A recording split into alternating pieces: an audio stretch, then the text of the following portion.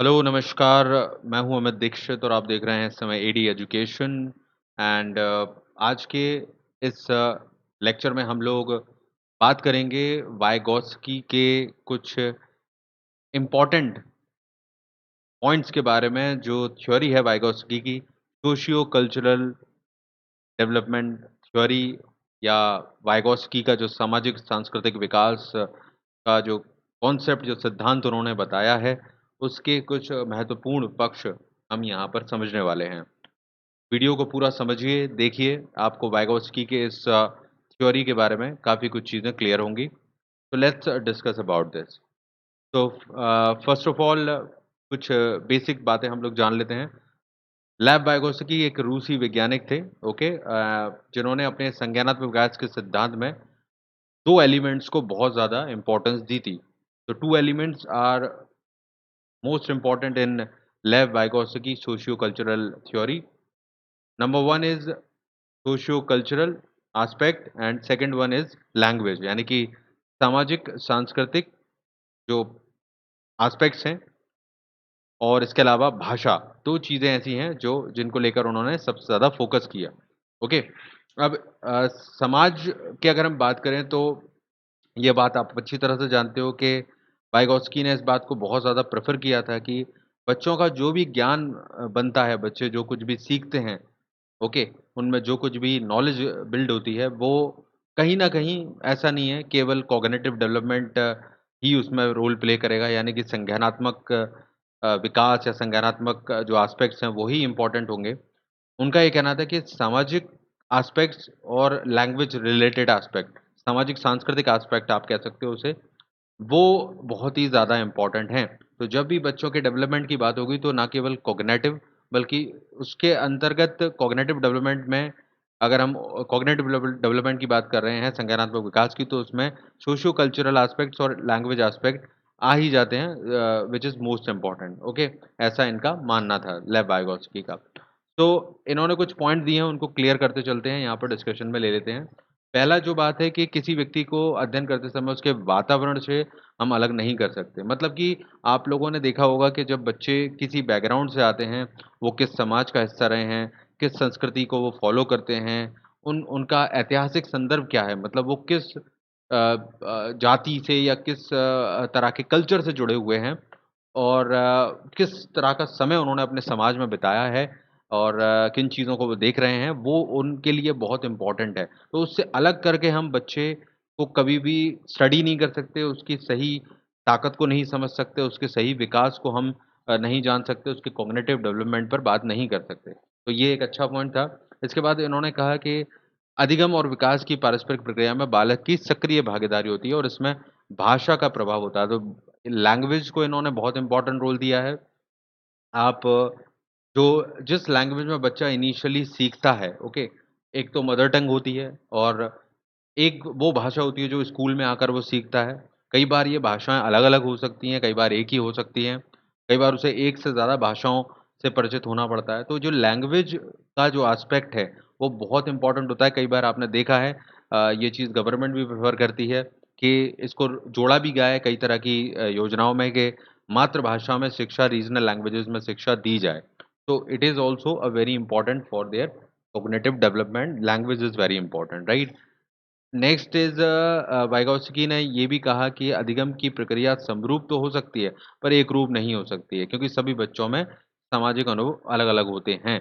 तो इनका मतलब ये है कि हम जो पढ़ाने की प्रक्रिया को अपनाते हैं, वो एक जैसी अ, समरूप हो सकती है, मतलब कि वो एक पैटर्न में तो सिखाई जा सकती है, लेकिन एक रूप नहीं हो सकती। मतलब कि अ, अगर आप किसी बच्चे को सिखा रहे हैं, तो उसको सिखाने का तरीका जो है वो एक जैसा हो सकता है ना? एक तरीके से आप प्रक्रिया को आगे बढ़ा सकते हैं, सभी बच्चों को एक तरह से सिखा सकते हैं। लेकिन वो किस तरह से सीखा जाएगा, उस वो सब कुछ उसके अनुभव कैसे रहे हैं, उसका सोशल कल्चर कैसा रहा है, उसने जीवन में क्या-क्या देखा है, समझा है अपने लाइफ़ में अभी तक, चाहे वो पारिवारिक तौर पर हो या सामाजिक तौर पर, वो सभी ये डिसाइड करेगा कि वो उस ज्ञान को किस तरह से ले रहा है, right?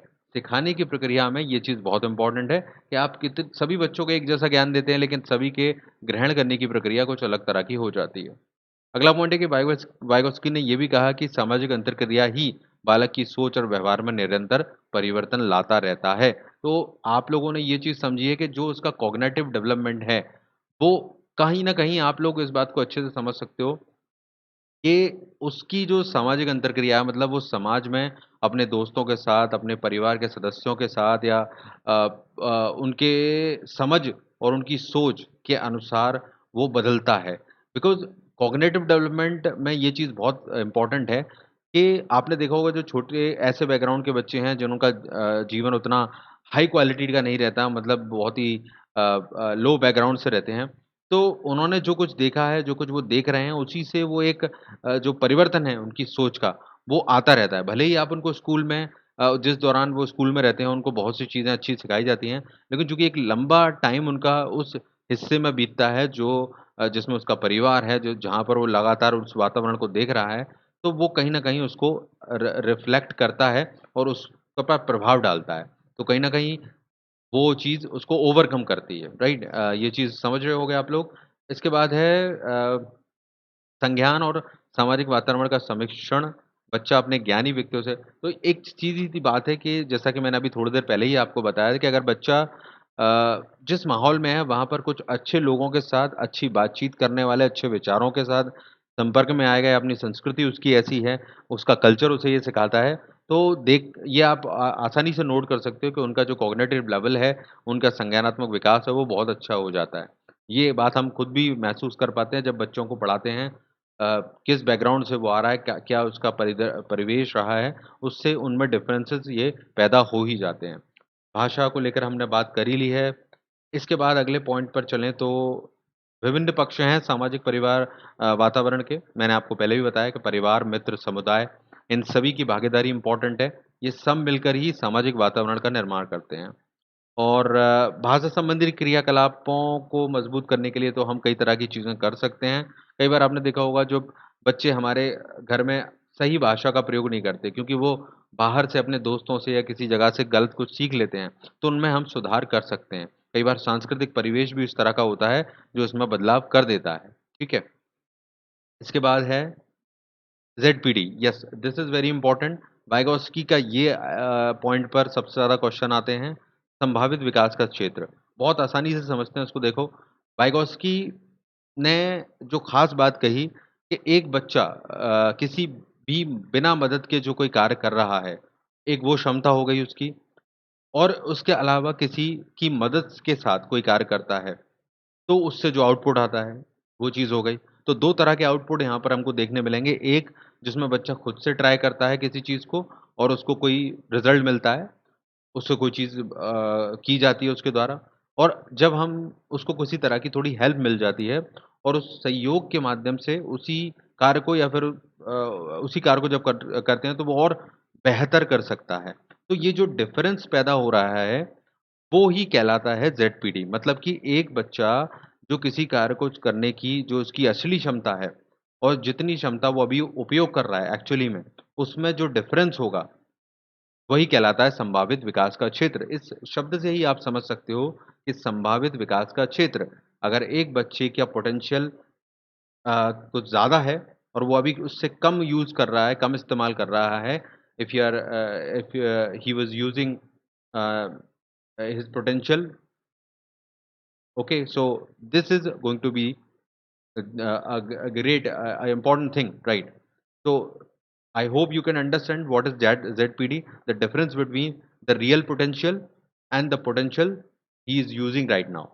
Okay, the difference between both these, aspect.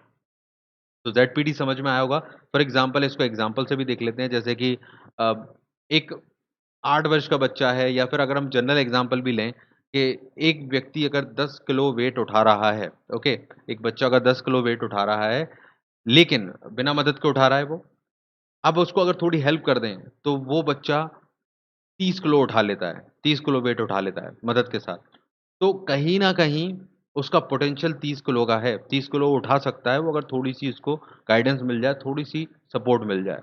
तो उसका असली पोटेंशियल क्या हुआ 30 किलो उठाने का, लेकिन वो अभी उठा कितना रहा है, वो खुद से जब ट्राई कर रहा है तो 10 किलो।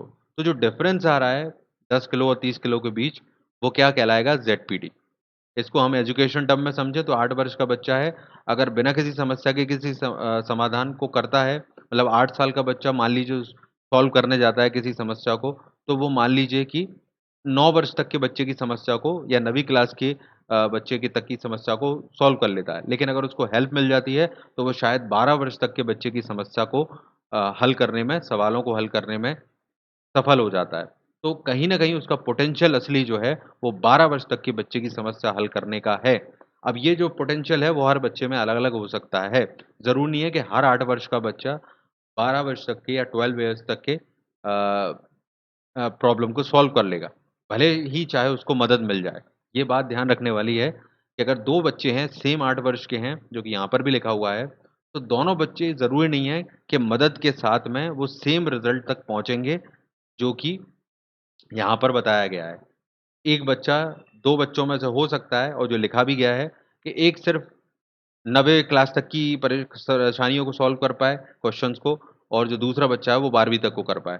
तो ये जो ज़ेडपीडी या संभावित विकास का भी क्षेत्र वो सभी में अलग-अलग हो सकता है। ये चीज़ यहाँ पर इम्पोर्टेंट है और इसी से जुड़ी हुई है स्कैफोल्डिंग। इसका मतलब ये है कि जो सहायता उसको मिल रही है, ठीक है? आगे बढ़ने में, अपने संभावित विकास के क्षेत्र तक पहुँचने में जो मदद उसको की जाती है, उसी को स्कैफोल्डिंग बोलते हैं, जो कि कोई टीचर कर सकता है या कोई भी व्यक्ति उसकी कर सकता है।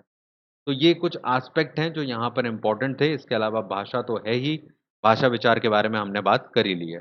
तो क्या बात चीज़ निकल कर आई यहाँ पर कि आपका सामाजिक परिदृश्य बहुत इम्पोर्टेंट है वाइगोत्स्की के अनुसार। सामाजिक परिदृश्य, सांस्कृतिक परिदृश्य में बच्चे के सीखने के लेवल में फ़र्क आता है। ज़ेडपीडी में हमने देखा कि अगर बिना मदद के वो कार्य करता है, तो जो क्षमता है उसमें, और जो मदद के साथ जब वो कार्य करता है, तो उसकी क्षमता अगर जिस लेवल पे जा रही है, उनका जो डिफ़रेंस होगा वो ज़ेडपीडी होगा, संभावित विकास का क्षेत्र। आई होप ये क्लियर हो गया होगा। एक बेसिक आइडियोलॉजी आपको सोशियो कल्चरल थ्योरी की हो गई होगी। अगर कोई कमेंट करना चाहे, कोई सवाल पूछना चाहे तो पूछ सकता है। ओके, हम इसी तरह से टॉपिक्स को क्लियर कर रहे हैं। फ्री में अच्छे लेक्चर्स के ज़रिए आप पढ़िए, यहाँ पढ़िए, कहीं और पढ़ सकते हैं, कोई दिक्कत नहीं है।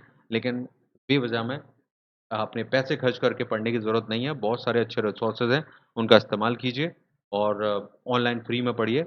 यही मेरा आपको सजेशन है, don't waste your money to prepare for TET examination. You can prepare your TET examination without wasting your money, right? Okay everyone, so मैं नेक्स्ट लेक्चर में आपसे मिलता हूँ और आप इसको लाइक शेयर ज़रूर कीजिए। अगर आपको बेटर लगा हो, कुछ समझ में आया हो, यूज़फुल लगा हो, एंड हम नेक्स्ट लेक्चर में मिलेंगे। लाइक शेयर कर लीजिएगा चैनल को, सॉरी सब्सक्राइब कर लीजिएगा और बेल बटन ज़रूर प्रेस कीजिएगा आगे के अपडेट्स के लिए। Thank you very much.